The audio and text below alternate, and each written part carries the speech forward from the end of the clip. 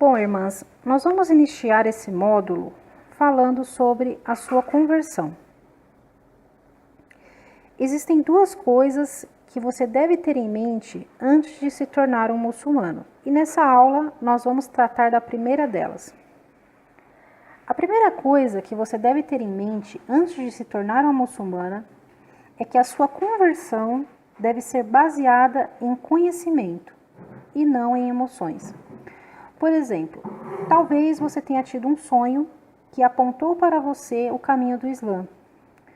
Ou talvez alguém fez com que você achasse que seria bom, que seria legal se tornar muçulmano.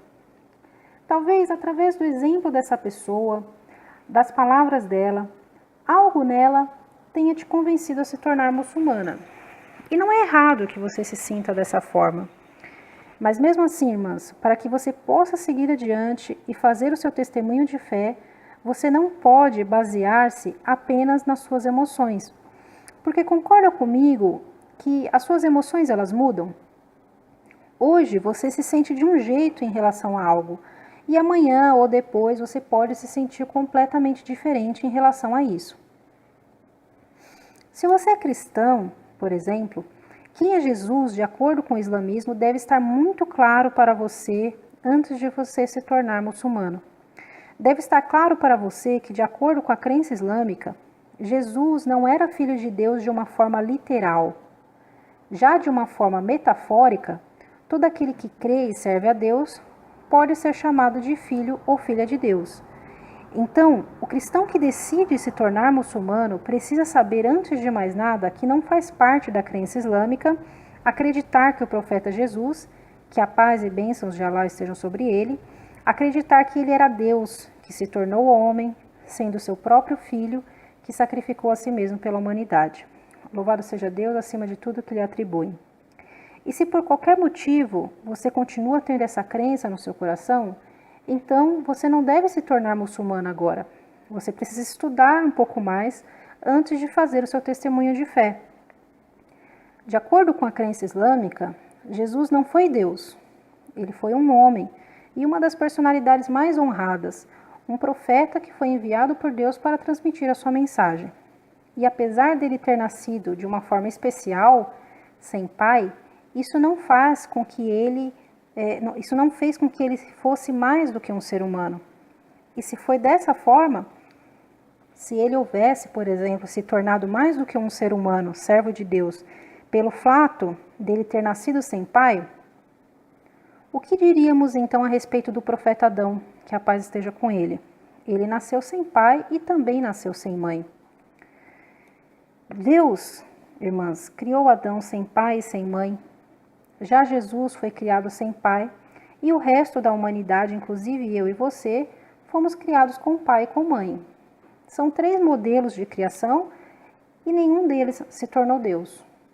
Todos nós fomos criados por um único Deus e Criador, e Ele faz aquilo que Ele quer. Se Ele decreta algo, aquilo se realiza, ainda que diante da mente humana se trate de algo impossível. Se esse tópico precisa de mais esclarecimento, então você não deve se tornar muçulmana até que ele fique claro para você. Continuando explicando sobre esse primeiro ponto.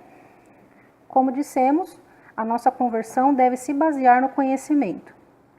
Esse conhecimento, irmãs, envolve também saber quem foi Muhammad, sallallahu alaihi wasallam. É importante que você saiba que você não está deixando de adorar ao que você adorava antes na sua religião, para agora você começar a adorar Muhammad. Algumas pessoas pensam, equivocadamente, que ao se tornar muçulmanas, elas irão substituir a devoção que elas tinham por Jesus, pela Aparecida, pelo Buda, pelo Krishna, pela adoração ao profeta Muhammad. Mas elas estão equivocadas. Deve ficar claro para você que, de acordo com o Islã, Muhammad não é um objeto de adoração, e sim um servo e mensageiro de Deus a quem foi revelado o Corão e que ele foi enviado para transmitir uma mensagem para a humanidade, assim como todos os profetas e mensageiros, como por exemplo Noé, Abraão, Moisés, Jesus, que a paz de Deus esteja sobre todos eles, dentre outros profetas. Todos eles foram enviados apenas para servir a Deus, transmitir sua mensagem e ser exemplo para os seus seguidores. E essa é a posição de Muhammad no Islã. O conhecimento que você precisa ter envolve também saber sobre os pilares básicos da religião.